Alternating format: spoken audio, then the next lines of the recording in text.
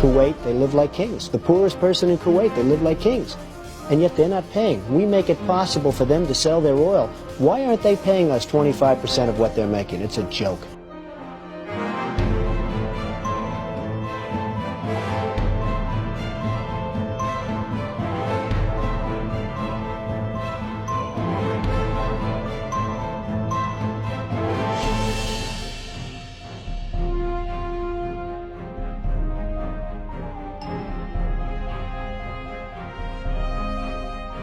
Why didn't we say we want 50% of your oil forever, or we're not letting you go back in?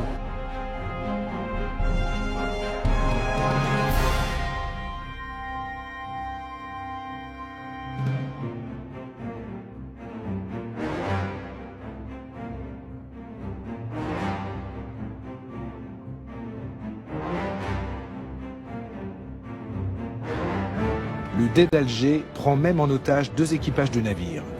Il réclame 60 000 $ pour leur libération ou menace d'en faire des esclaves.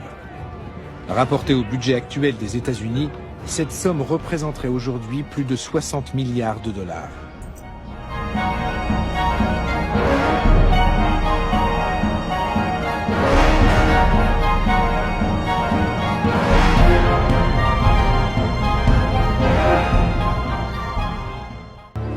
Nous les avons achetés. L'Amérique a conclu avec Alger un traité de paix. Un tribut de plusieurs millions de dollars qu'on leur verse, chaque année. Une somme de l'ordre de 20% des recettes de l'État. Il y a longtemps qu'on aurait dû investir cet argent dans des forces de frappe militaires puissantes. C'est bien vrai, ça. 20%, rendez-vous compte. On aurait pu régner sur les océans. De nos jours, il paraîtrait invraisemblable que les États-Unis se laissent dicter ainsi leur conduite. Mais même pour la jeune République, l'humiliation est cuisante.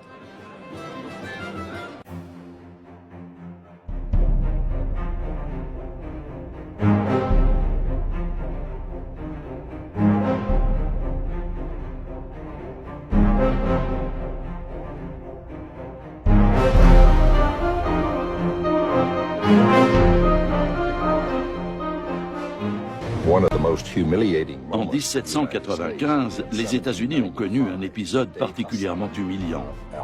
Le Dey Hassan, le régent d'Alger, a exigé que les Américains lui construisent un navire au lieu de lui verser un tribut en espèces sonnantes et trébuchantes. Il devait livrer à Alger une frégate d'une 40aine de canons doublés de cuivre. Le président George Washington a écrit qu'il en avait été extrêmement mortifié. Mais les États-Unis étaient faibles à cette époque, et le président a jugé que son pays n'avait pas d'autre choix que de s'exécuter.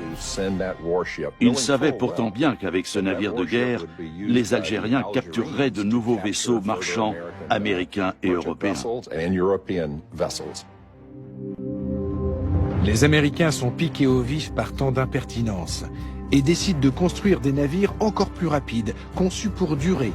En somme, meilleurs que ceux des corsaires. Les États-Unis veulent ainsi mettre fin aux conditions humiliantes du traité de paix et d'amitié qui les lie à Alger.